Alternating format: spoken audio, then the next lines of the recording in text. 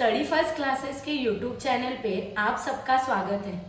आज हम देखने वाले हैं स्टैंडर्ड 7th के डायरेक्ट एंड इनवर्स प्रोपोर्शन का जो प्रैक्टिस सेट 38 है उसका फर्स्ट क्वेश्चन। तो चलिए देखते हैं कि फर्स्ट क्वेश्चन में एग्जैक्टली क्या पूछा है। पर इसके पहले जो मैंने ऑलरेडी एक वीडियो पोस्ट किया है कि जिसमें हमने इनवर्स प्रोपोर्शन के सॉल्व एग्जाम्पल लिए, तो वो वीडियो तुम पहले देखो तो ये वीडियो बहुत अच्छे से समझ में आएगा। तो क्या पूछा है फर्स्ट क्वेश्चन में, 5 workers take 12 days to weed a field, how many days would 6 workers take. आगे का क्वेश्चन हम बाद में पढ़ते हैं, पहले एक क्वेश्चन देखेंगे। क्या बोला है, 5 वर्कर्स को कितना टाइम लग रहा है, 12 days to weed a field. Weed a field का मतलब क्या होता है, खेत में जो भी कुछ अनवांटेड प्लांट होते हैं उनको कट करते हैं, उसको हम क्या बोलते हैं, वीडिंग ऐसे बोलते हैं। तो अगर 5 वर्कर्स होंगे तो उनको कितना टाइम लगता है वीडिंग के लिए, 12 days लगते हैं। तो हमें पूछा है 6 वर्कर्स को कितना टाइम लगेगा। अभी तुम ही मुझे बताओ, अगर वर्कर्स बढ़ जाएंगे तो काम जल्दी खत्म होगा ना, मतलब नंबर ऑफ वर्कर्स बढ़ेंगे तो नंबर ऑफ डेज क्या हो जाएंगे, कम हो जाएंगे। तो ये कौन सा एग्जाम्पल है, एग्जैक्टली इनवर्स प्रोपोर्शन का एग्जाम्पल है। तो अभी हमें स्टेप्स तो पता है, उनको सॉल्व कैसे करना है। चलिए देखते हैं क्या इसका आंसर मिलता है हमें। पहले तो हम जो गिवन है वो लिखेंगे। क्या गिवन है, 5 workers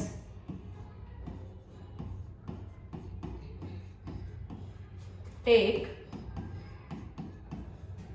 12 days to weed a field.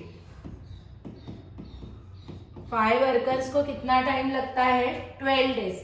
तो हमें पूछा है 6 वर्कर्स को कितना टाइम लगेगा। तो हम एज्यूम करते हैं कि x लग सकता है, x डेज उसको लग सकते हैं। क्या लिखेंगे, let 6 workers will take x days to weed a field. अभी हमने देखा ना, नंबर ऑफ वर्कर्स अगर बढ़ेंगे तो नंबर ऑफ डेज क्या हो जाएंगे, कम हो जाएंगे। तो ये कौन सा सम है, इनवर्स प्रोपोर्शन का सम है। तो हमें वो भी लिखना पड़ेगा। हमें यहाँ नंबर ऑफ वर्कर्स दिए और क्या दिया है, नंबर ऑफ डेज। तो क्या लिखेंगे हम,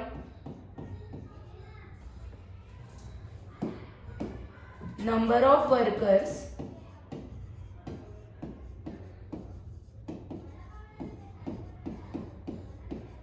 and number of days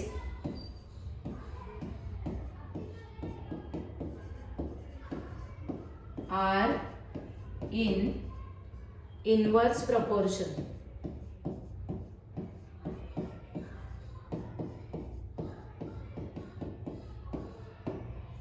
दोनों कौन से प्रोपोर्शन में है, इनवर्स प्रोपोर्शन में। तो अभी हमें 2 कॉलम बनाने पड़ेंगे।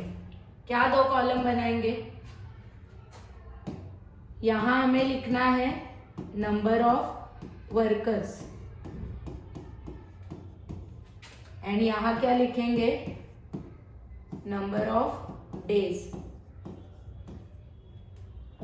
तो जब 5 वर्कर थे उनको कितना टाइम लग रहा था, 12 days लग रहे थे। अभी वर्कर्स कितने हैं, 6। तो हमने एज्यूम किया कि उनको कितने डेज लगते हैं, x डेज। तो डायरेक्ट प्रोपोर्शन में हम क्रॉस मल्टीप्लाई करते हैं, इनवर्स प्रोपोर्शन में हमें सामने सामने मल्टीप्लाई करना है। तो 6 का किसके साथ मल्टीप्लाई करेंगे, x के साथ। तो यहां मैं लिखती हूं 6 into x is equal to 5 into 12। अब ये 6 यहाँ मल्टीप्लाइड है, वहां क्या हो जाएंगे, डिवाइड। तो क्या लिखेंगे इधर, x is equal to 5 into 12 upon what, 6। तो 6 1 जा 6, 2 जा, तो क्या बचा है, x is equal to 5 into 2। तो x इज इक्वल टू क्या आया है, 10। तो अगर 6 वर्कर्स होंगे तो उनको कितना टाइम लगेगा, 10 days लगेंगे। तो यहाँ क्या लिखेंगे हम, therefore 6 workers will take 10 days to weed a field। बिल्कुल भी डिफिकल्ट नहीं है सम। पहले तो हमें क्या पूछा है वो ध्यान से देखना है। अभी तो कैसे हम इनवर्स प्रोपोर्शन का प्रैक्टिस सेट अलग सॉल्व कर रहे हैं, डायरेक्ट प्रोपोर्शन का अलग सॉल्व कर रहे हैं, तो तुम्हें एग्जैक्टली समझ में आ रहा है कि कौन से सम इनवर्स प्रोपोर्शन के हैं एंड कौन से डायरेक्ट प्रोपोर्शन के। पर एग्जाम में तुम्हें मिक्स सम पूछे जाएंगे, तो उस टाइम तुम्हें पहले चेक करना है कि दोनों चीजें इंक्रीज हो रही है, कि दोनों चीजें डिक्रीज हो रही है, कि दोनों चीजें इंक्रीज और डिक्रीज हो रही है। तो इससे तुम फाइंड आउट कर सकते हो कि सम डायरेक्ट प्रोपोर्शन का है कि इनवर्स प्रोपोर्शन का। तो इसमें क्या हो रहा था, 5 वर्कर्स को 12 डेज लग रहे थे, तो हमें पूछा था 6 वर्कर्स को कितना टाइम लगेगा। तो हमने एज्यूम किया कि 6 वर्कर्स को कितना टाइम लग सकता है, x डेज लग सकते हैं। क्या करने के लिए, टू वीड अ फील्ड। तो फिर 2 कॉलम बनाए जो भी हमें गिवन है उसके, number of workers and number of days. अभी डायरेक्ट प्रोपोर्शन में हम क्रॉस मल्टीप्लाई करते हैं, यहाँ क्या करना है, सामने सामने मल्टीप्लाई करना है, फिर हमें x का वैल्यू मिल गया क्या, 10। पर इसमें और एक क्वेश्चन पूछा है आगे, हाउ मेनी वुड 15 टेक। अगर 15 वर्कर्स होंगे तो कितना टाइम लगेगा। तो हमें ये भी पता नहीं है कि 15 वर्कर्स को कितना टाइम लगेगा। तो हम एज्यूम करते हैं, लेट 15 वर्कर्स विल टेक, उसको x लिया तो यहां हम क्या लिखते हैं, y days to weed a field.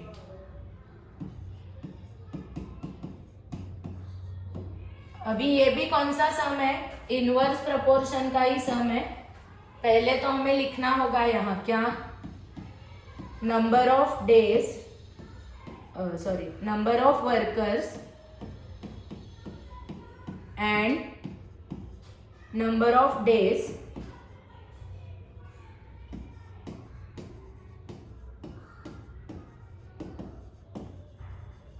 Are in inverse proportion.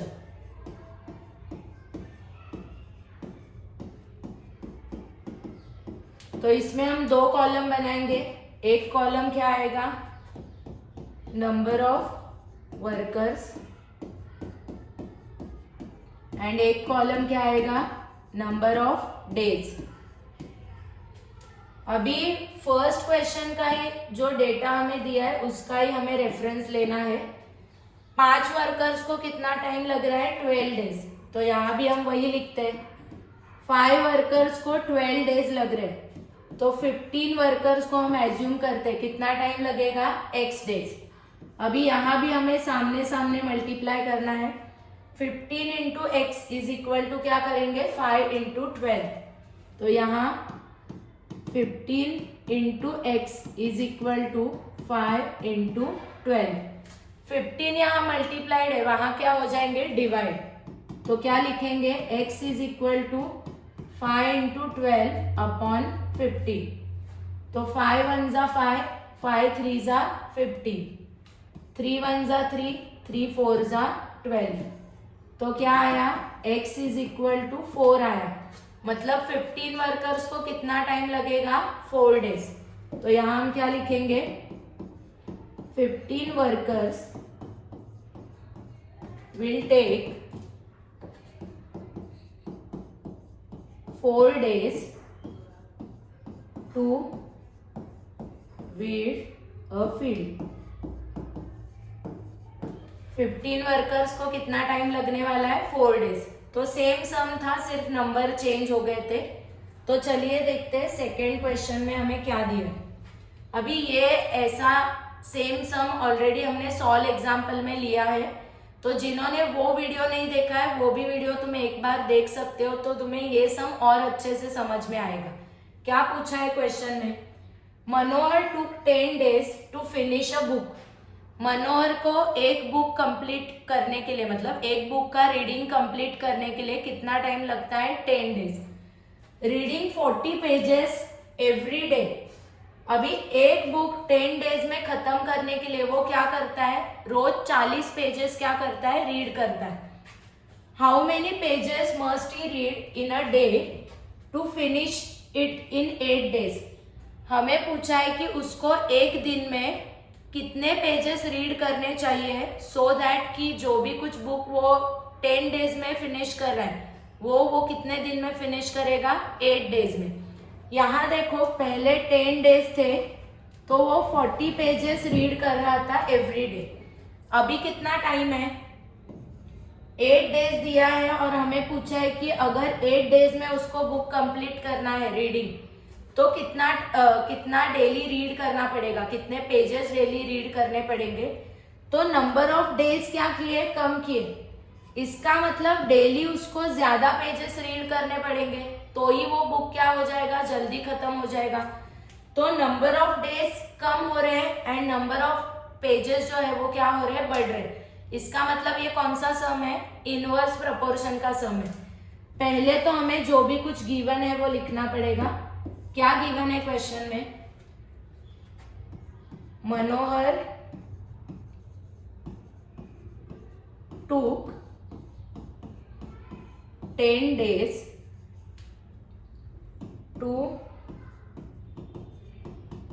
finish a book।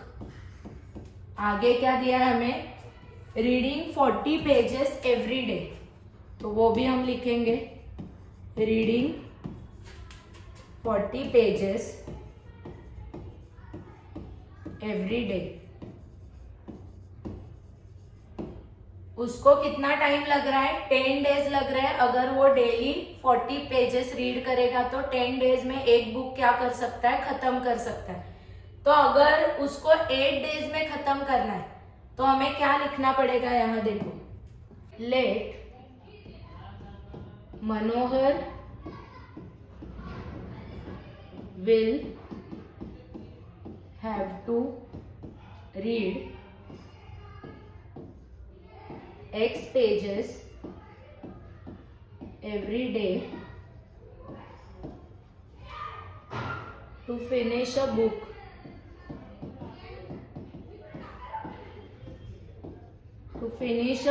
in what, 8 days। उसको डेली कितने पेजेस रीड करने पड़ेंगे, X पेजेस, तो ही वो एक बुक 8 डेज में क्या कर सकता है, खत्म कर सकता है। यहाँ number of pages and number of days दोनों कौन से प्रपोर्शन में है, इनवर्स प्रपोर्शन में, तो वो भी हमें यहाँ मेंशन करना पड़ेगा। क्या लिखेंगे हम, नंबर ऑफ पेजेस, पहले हमें क्या दिया, नंबर ऑफ डेज दिया, so number of days and number of pages are in inverse proportion.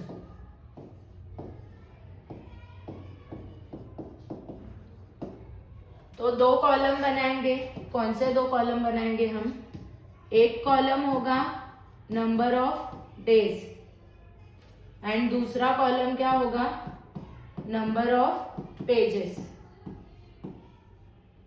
तो यहां देखो पहले तो वो क्या करता था, 10 डेज में बुक खत्म करता था जब वो 40 पेजेस डेली पढ़ता था।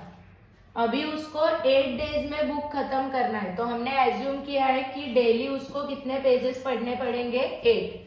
तो इनवर्स प्रपोर्शन में हम क्या करते हैं, सामने सामने मल्टीप्लाई करना है। तो यहां भी वही करेंगे, क्या करना है, 8 into x is equal to 10 into 40। अभी 8 यहाँ मल्टीप्लाइड है, वहां क्या होगा, डिवाइड। तो यहां हम लिखेंगे x is equal to 10 into 40 upon 8। 8 1 जा 8, 5 जा, तो क्या बचा है, x is equal to 10 into 5, तो x इज इक्वल टू क्या आएगा, 50। मतलब उसको डेली 50 पेजेस रीड करने पड़ेंगे तो ही वो एक बुक कितने दिन में खत्म कर सकता है, 8 डेज में।